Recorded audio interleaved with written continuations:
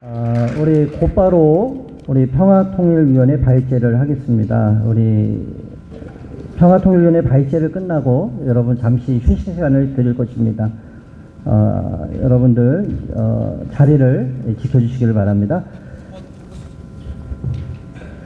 예, 우리 평화통일위원회 발제 우리 2025년 기장교단의 평화운동 제안에 대해서 우리 김희연 목사님께서 발제해 주시겠습니다.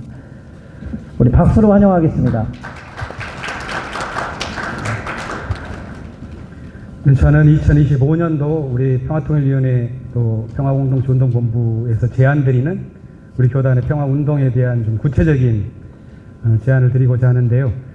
이걸 좀 특이한 내용을 담고 있기 때문에 발제가 전체적인 2025년도에 우리 교단이 해야 될 평화통일과 관련된 사업, 정책, 이것을 다 커버하기는 어려울 것입니다. 우리가 이제까지 열심히 해왔었던 게 두 가지가 있죠. 하나는 평화통일 어려 기도회, 이걸 계속 이어나가야 할 과제가 금년에도 여전히 중요하고요. 또 2년 전부터 DMZ 평화순례를 확대해 가고 있는데 이건 역시도 올해 좀 교단적인 역량을 모아서 해야 될 게 있습니다. 또 특별히 올해부터 우리 교단이 이 관심을 기울여야 할 것은 화해평화교회가 설립이 거의 다 준공이 되었는데 이걸 어떻게 운영하면서 우리 교단적인 평화 영성의 거점으로 만들어갈 건가, 이런 큰 과제가 있는데 제 발제가 거기에 좀 주목을 해서 거기에 힘을 싣기보다는 좀 다른 것으로 끌고 가는 거 아닌가 하는 그런 부담감을 제가 갖고 있습니다. 하지만 그런 부담감은 왜 나왔는가를 곰곰이 생각해 보니 저만의 것이 아니라 2018년 이후로 한반도 안에서 평화를 이야기할 수 있는 활동이 완전히 답보 상태에 있고 남과 북의 관계는 점점 대결의 구도로 가고 있는데 그것에 대한 원인의 설명과 해석들은 많이 있었죠.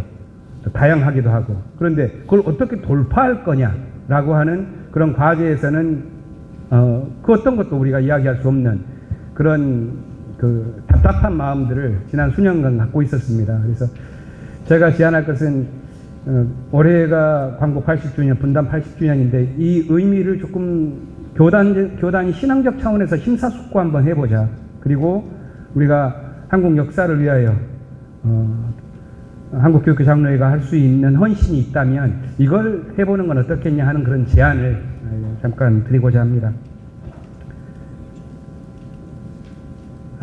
제가 슬라이드 8장 준비했는데요. 앞에 3장은 현 상황 속에서 왜 이런 문제의식을 갖게 되었는가를 설명하는 방식으로 간략하게 보겠고요.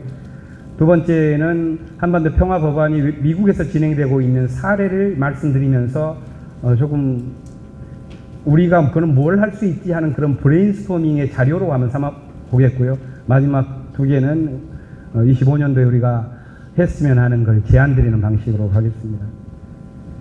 2018년부터 2019년 기억이 우리에게 너무 강하게 남아 있습니다. 2018년의 그 환희와 기대, 2019년의 그런 좌절과 씁쓸함, 그 이후의 대결과 분단의 고착, 이 과정들을 우리가 너무 잘 알고 있기 때문에 이걸 다 이야기할 필요는 없겠습니다.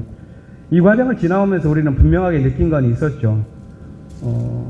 2018년 4월 27일 판문점 선언이 나오면서 1번, 2번 저게 한반도 분단 상태를 해소할 수 있는 가장 근원적인 우리의 기도의 과제라는 것을 우리는 알게 되었습니다.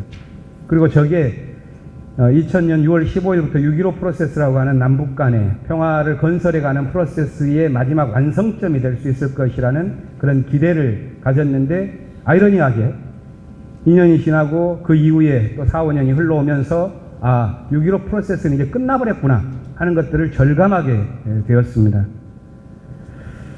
아까 말씀드렸듯이 그렇다면 왜 안 됐는가에 대한 해석은 우리가 그동안에 많이 해왔으니 어떻게 이런 상황을 넘어갈 수가 있느냐 하는 그런 문제의식을 갖고서 오늘 우리 상황을 조금 더 보겠습니다.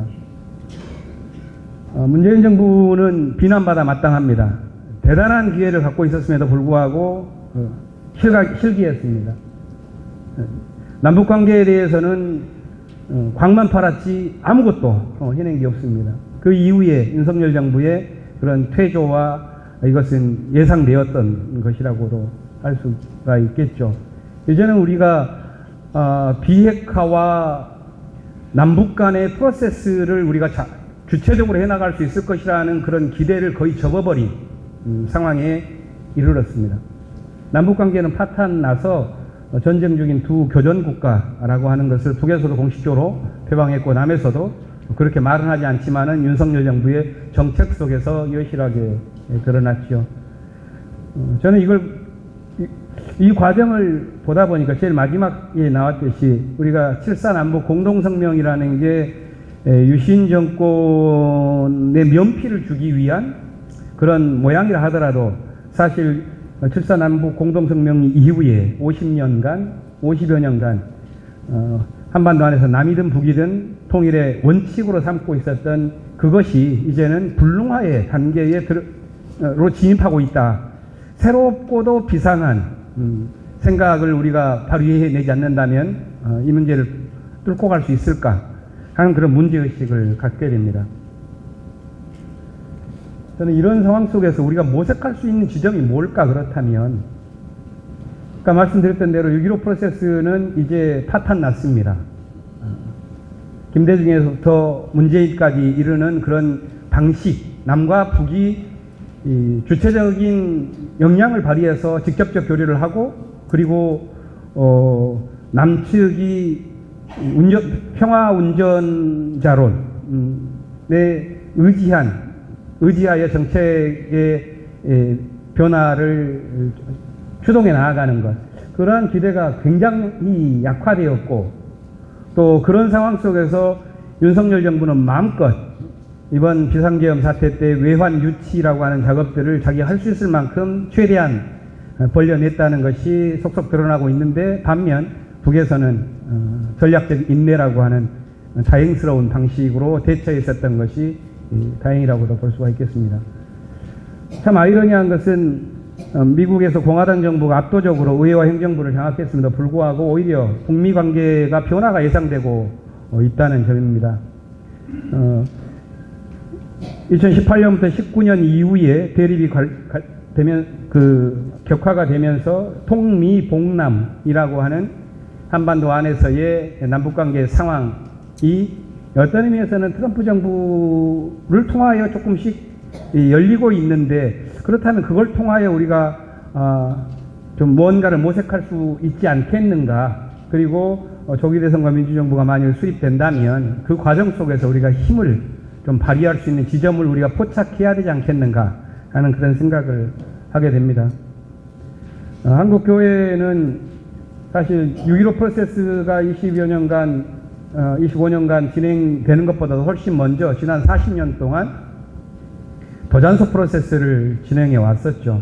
남과 북 교회가 직접 만나면서 84년도부터 제안되었고 86년부터는 직접 2년마다 한 번씩 만나면서 많은 서로 간의 적대의식을 녹이고 화해의 길들에 대한 상상력들을 한국 사회에 부여하는 그런 자랑스러운 일들을 진행을 해왔고 한국 교회 내에서도 여전히 우리가 한반도 문제에 대해서 대처할 수 있는 이정표라고 할 수 있는 88선언 그리고 3년 이후에 91년도부터는 정부 차원에서 북과의 관계를 새롭게 갈 수 있도록 해나갈 수 있는 그런 정책과 법률안들을 만들어내는데 견인차 역할을 해왔었는데요. 사실 2019년도 11월 달에 남북 교회가 중국 선양에서 만난 이후로 이제 완전히 문이 닫혀 있는 상황이고 그렇기 때문에 이 도잔소 프로세스 이후의 돌파구를 또 어떻게 우리가 해나갈 건가 하는 것은 우리 교단만이 아니라 한국교회 전체가 또 NCC가 갖고 있는 고민의 지점이기도 합니다. 제가 제안드리고자 하는 것은 그동안의 우리의 운동은 우리 안에서 기도하고 하늘에 호소하고 또 우리가 할 수 있는 범위 내에서 최대한 내부의 의지를 다지고 또 홍보하고 교육하고 이런 일들이었죠. 또 그리고 한반도 안에서의 그 평화를 정착시키기 위한 시민운동은 주로 이슈 투쟁이었습니다. 그런데 사실 지난 몇 년 동안의 이슈 투쟁들은 대단히 휘발성이 높은 것으로 드러난 것으로 보일 수밖에 없게끔 우리 안에서의 제도를 변화시켜내는 데에는 많은 힘을 발휘하지 못했죠. 그래서 저는 한반도 평화법안이라고 하는 것을 법제화해내는, 우리 국회 안에서는 법안이 중요한 법안들은 몇십 개, 그리고 그 세부적인 법안들이 한 몇백 개가 1년에 제정이 되지 않습니까? 그렇다면 한반도 평화 법안 이런 것들을 한번 만들어 보면 어떨까, 이런 상상을 해보는 것이죠. 그리고 이게 국회가 다수당일 때 진행을 하고 또 민주정부가 수립되어서 대통령 거부권이 없다면 법제적으로 이런 남북관계를 얽어매는 국가보안법 철폐투쟁, 이 노무현 때 우리가 전개를 하다가 조금 어려움을 겪고 그냥 도리어 역풍이 불기도 하고 그랬었는데 그대로 놔두고 한반도 평화 법안을 진행하는 것들도 가능하겠다는 것을 작년 미국 9월과 10월 한 달간 다니면서 많은 미국 시민운동을 하는 사람들과 교류를 하면서 좀 느껴왔었던 것들인데요. 그것을 좀 소개해 보겠습니다. 미국 하원에 118회기가 2023년, 2024년입니다. 이거 118회기가 금년 1월 끝났습니다. 이제 119회기가 시작되었는데요. 118회기 때 HR이라는 것은 하원 법안을 뜻하는데요. 1369번째로 올라온 게 한반도 평화 법안입니다. 공식 명칭으로는 현재 북에 대한 여행 금지와 금지에 대한 것을 되돌아보고 한국 전쟁을 공식적으로 종결하는 것을 요청하는, 그리고 또 다른 법안의 내용을 담는다는 게 이 HR 1369의 법안인데, 브래드 셔먼이라고 하는 캘리포니아에 있는 민주당 의원인데요. 2년씩 15번을 뽑혔으니까 벌써 29년째 하원 의원하고 있어서 하원의 외교위원회라고 하는 것, 이 평화법안을 다루는 것에 외교위원장으로 있는 사람이 이 법안을 대표 발의를 했습니다. 이 법안이 원래 이제 한반도 평화법안이라고 하는 것이 내용이 조금씩 바뀌긴 했는데요. 원래 미국 하원에 올라간 것은 2011년 5월입니다. 그때는 이름이 조금 달랐죠. HR 34, 그때는 5월달이니까 1월부터 시작되어서 번호가 3446번이었고, 회기가 바뀌면서 3월달에 진행이 되면서 법안이 1369번째로 되었고, 지금 현재는 민주당 의원이 이 법안에 대한 지지자가 48명, 그리고 공화당이 4명, 그래서 52명이 전체 미국 하원이 몇 명 정도 되나요? 한 450명 정도 되나요? 그 가운데서 한 15% 정도가 이 법안을 사인한 상태입니다. 그래서 하원 의원에서 지금 검토 중인 단계인 거고요. HR 1369라고 그랬지만 이제 금년부터 알려질 때는 이제 또 다른 HR 다른 내용으로 119기 때는 나올 것입니다. 이 법안의 주요 내용은 대동소이합니다. 여기 크게 보면 세 가지가 있는데요. 인도주의적인 북한 방문을 허용하자는 겁니다. 북한에 가족을 둔 미국 거주의 미국 시민권자가 10만 명인데요. 이들이 가족들을 찾지 못하는 것은 너무 비인도적이다. 두 번째, 한국 전쟁을 공식적으로 종전해야 한다 하는 것이 두 번째 법안의 주요 내용입니다. 전쟁 상태의 지속은 북한과 공식 관계를 형성할 수 없도록 만들며 이는 미국과 동맹국의 국가 이익에 도움이 되지 않는다. 이게 이제 법안을 설명하는 그 내용 가운데 들어있는 거고요. 세 번째는 북미 간의 외교관계 수립입니다. 대사관까지는 아니고요. 이제 대표부 설치 정도를 각각 각 나라의 수도에 설치하자는 것입니다. 그러니까 이 법안, 미국의 법안 가운데서 크게 보면 두 가지가 있는데요. 하나는 법적 구속력이 없는 결의안이 있고, 다른 하나는 입안되고 대통령 사인이 되면 그대로 행정부가 집행을 해야 되는 강제성을 가진 법률이 있는데, 이것은 강제성을 가진 법률안이라는 것의 의의가 큽니다. 이게 입안이 되기 위해서는 다음과 같은 절차를 거칩니다. 지금 2단계에서 계속 머물러 있는 겁니다. 4년째. 이 4년째 머물러 있는 동안 처음에는 10여 명이 발의했지만 그 사이에 한인 유권자 단체들이 굉장히 활동을 열심히 하고 있어요. 미국 민주참여 포럼, 이것은 이제 한인 이민자들이 2세대, 3세대가 가면서 정치권 또는 사회 저변에서 좀 지도적 인사들이 많이 나오다 보니까 정치적 영향력이 커지고 있는 상황이죠.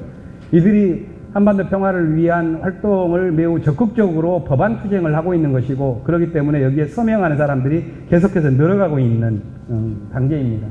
그래서 아직 여기에 지금은 4년간 남아 있었지만, 이게 어느 시점에서 또 트럼프 정부라고 하는 북미 간의 어떤 교류 속에서의 어떤 촉발점이 온다면 하원이 표결에 들어갈 수가 있습니다.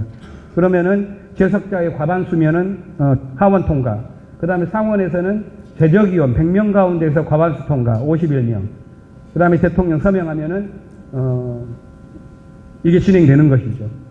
이번 과정 속에서의 여러 가지 조금 적극적인 긍정적 요소들이 몇 가지가 보이는데요. 아까 말씀드렸듯이 미국 동포들의 유권자 운동이 매우 치밀하게 발전해 나가고 있는 양상을 보이고 있다는 것입니다. 동부와 서부에서. 두 번째는 하원 의원으로 상선을 했었던 그 뉴저지에 있는 앤디 킴이라고 하는 40대 초반에 그 코리안 아메리칸이 지난 11월 대선에 상원의원 선거에서 뉴저지의 상원 의원으로 되었죠. 이는 118회기 때 브래드 셔먼이랑 함께 평화법안을 발의했었던 사람 가운데 한 명입니다. 상원에서도 굉장한 교두보가 하나 생긴 겁니다. 그리고 굉장히 제가 관심하는 것이 작년 10월 달에 우리를 보면은 무슨 김대중 재판이 무슨 김영삼 재판 이런 게 있지 않습니까? 우리는 사람을 중심으로 했는데 미국은 정책을 중심으로 있습니다. 그 정책을 중심으로 있는 계파가 코커스라는 이름으로 있는데요. 버니 샌더스부터 포함해가지고 상하원 의원 100여 명이 있는 이 프로그레시브 코커스에서 작년 10월 달에 이 법안을 지지하기로 엔돌스 했다는 것은 합법적으로 우리는 그렇게 할 거야 라고 하는 것을 표방한 겁니다. 하기로 결의를 했었던 것은 굉장히 탄력을 받고 있는 현실을 반영하고 있는 것이죠. 그래서 저는 이제 이 법안이 사실 미국은 늘 두 얼굴이지 않습니까? 겉으로는 민주주의 국가다 하지만 실제적으로는 자신들의 이익을 위하여 제국주의적인 침략의 야욕을 갖고 있기 때문에 이런 법안 자체로 양면성을 저는 다 갖고 있다고 봅니다. 그러나 명목상의 그리고 형식적인 내용으로서의 이것들은 또한 또 국가관계 속에서 굉장히 중요한 대화를 해나갈 수 있는 모멘텀이 되기 때문에 우리는 그 지점들을 좀 보고 있는 것이고요. 또 한편에서는 제가 미국의 평화법안을 이야기하는 것은 뭐 우리가 미국 눈치를 보거나 아니면 미국의 꽁무니를 따라다니거나 이런 것은 우리 교단의 생리와 맞지 않은데 왜 지금 미국의 평화법안을 이렇게 장황하게 설명하느냐 하면은 좀 이런 것과 비슷한 것들이 왜 한국에서는 안 돼? 이런 상상력을 한번 해보자는 겁니다. 그리고 우리 교단이 갖고 있는 모든 인적 또 교단적 자산을 총동원해서 또 에큐메니칼 관계를 밀어내면서 한반도 안에서 이러한 문제들을 밀고 나아갈 집단은 제가 볼 때는 우리 교단이 가장 앞서 있는 그룹 가운데 하나일 수 있다라는 그런 상상력의 계기로 말씀을 드리는 거죠. 좀 구체적인 제안을 드려보면은요, 일단 평화법안에 대한 것들을 좀 우리 오늘 이 자리만이 아니라 다른 곳에서도 미국에서 이런 게 진행되고 있다 하는 그런 이야기들이 우리 교단 안에서 좀 퍼졌으면 좋겠어요. 그것은 저는 이것 자체로도 꽤 많은 의미가 있다고 봅니다. 왜냐하면 그동안에 우리는 이슈 투쟁을 좀 다른 데에서 하지 못하는 것을 조금 더 진보적이고 레디칼한 것을 우리 교단은 해왔었죠. 그런데 그게 아까 말씀드렸듯이 휘발적이에요. 제도화되지 않고 현실을 변화시키는 내는 데는 굉장히 어렵습니다. 우리 안에 있는 사람들도 오히려 침들을 갖다가 갈라내요. 저것은 저 떠드는 사람들은 조금 좌측에 있는 기장 목사 중에서 일부 그룹 이 정도로 이야기를 하는 데에서 교단 내에서의 지형도 바뀌지 않는데, 저는 이런 평화에 대한 상상력을 우리가 함께 해나가다 보면 한 틀이 깨지면서 새로운 패러다임으로 조금 나아갈 수 있는 그런 뭔가 문이 좀 열리지 않을까 하는 그런 기대도 갖고 있는 것입니다. 그게 뭐냐면 미국 하면은 친미하면은 반북이고, 그렇기 때문에 미국과 함께 공동 보조를 맞춘다는 것은 분단을 고착화시킨다고 하는 굳건한 어떤 연결고리가 우리 안에 있는데 이게 깨질 수 있는 그런 계기가 될 수 있지 않겠느냐 하는 것이죠. 그래서 좀 우리 교단이 미국 정계나 미국 시민사회 진영의 한국 기독교 장로회라고 하는 곳이 가질 수 있는 장점들이 대단히 큽니다.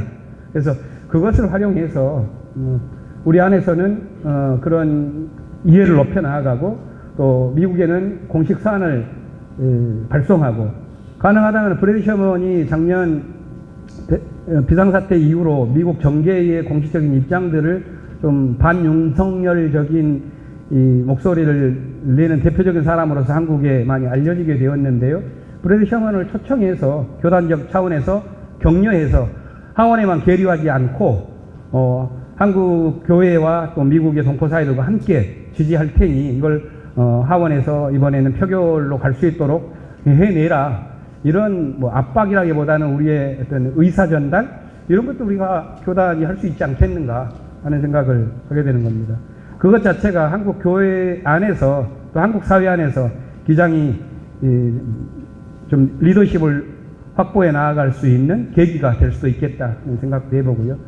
우리의 이런 노력과 함께 국내 국제적인 연대까지도 함께 해야지만 이 평화 법안을 성사시켜내는 것을 해낼 수가 있습니다. 무엇보다도 우리 교단의 힘만으로는 좀 부족하니 NCC와의 관계 속에서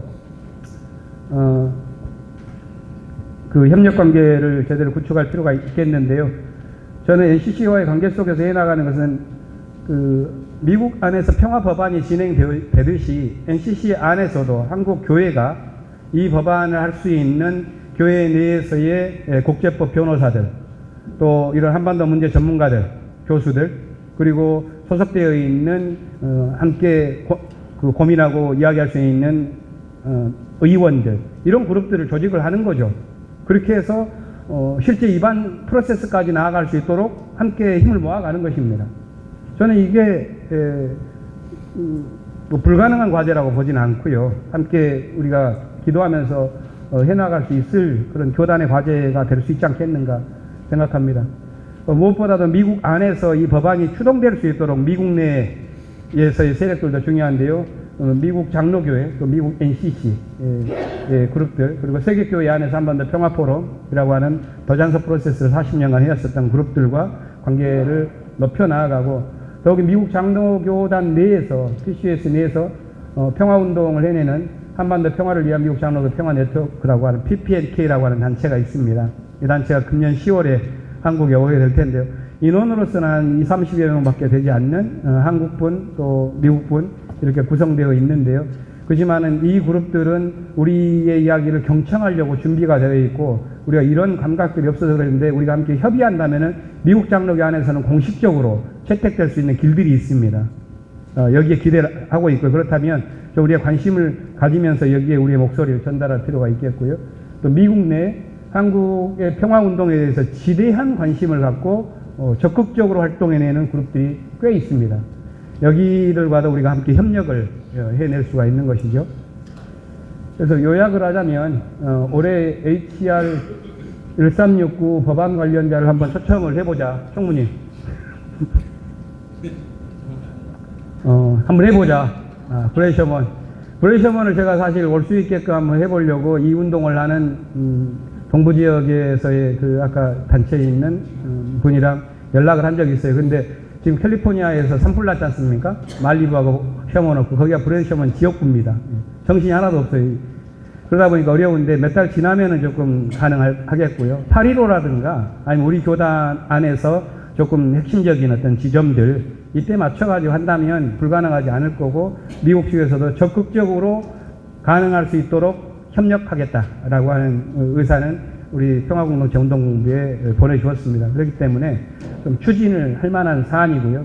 이거 자체가 기도회 한번 하는 것보다는 훨씬 더 클 것 같고, 또 실질적으로 그게 이 반북 이데올로기를 우리 교단 내에서 이제는 털어버리자. 미국도 저렇게 하고 있는데 우리는 지금 뭐 하고 있는 거냐 하는 것들을 한번 쭉 가야지만 되지 않겠는가. 그래서 한반도 안에서 한국 교회가 골칫거리가 되고 있지 않습니까? 그리고 그것은 전광훈 현상이라고 하는 것으로 나타나고, 전광훈 현상에 대해서 우리 교단 안에서는 성명서도 최근에 썼습니다만은 다른 많은 교회들은 침묵하고 있고, 오히려 한국교회 안에서 자체적으로 운동이 일어나는 것은 성소수자 운동에 대한 억압과 반대, 차별, 강화 운동의 흐름 속으로만 가고 있는 그런 관념주의 흐름 속에서 우리가 지금 몰락해 가고 있는데, 역사 속으로 들어가는 그런 운동의 지점의 계기로서 이것을 통하여 한반도 평화법안을 우리 국내에서도 입안을 해내는 작업에 교단적 역량을 기울여 보자 하는 것입니다. 그래서 이런 활동들을 좀 평화공동체 운동본부 안에서는 그동안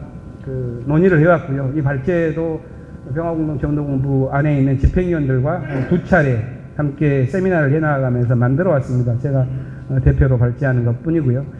교단 안에서도 되도록이면 가능하게끔 진행을 해나가려고 합니다. 그래서 총무님과 또 총회 임원들께서 이 일들을 통하여 비장교단이 다시 평화의 기치를 들고 광복 80주년과 분단 80주년을 돌파해 나아가는 그런 교단으로서의 면모를 좀 힘있게 집중하여서 갈 수 있는 계기가 되길 바라면서 이 법안에 대한 이야기를 나눕니다.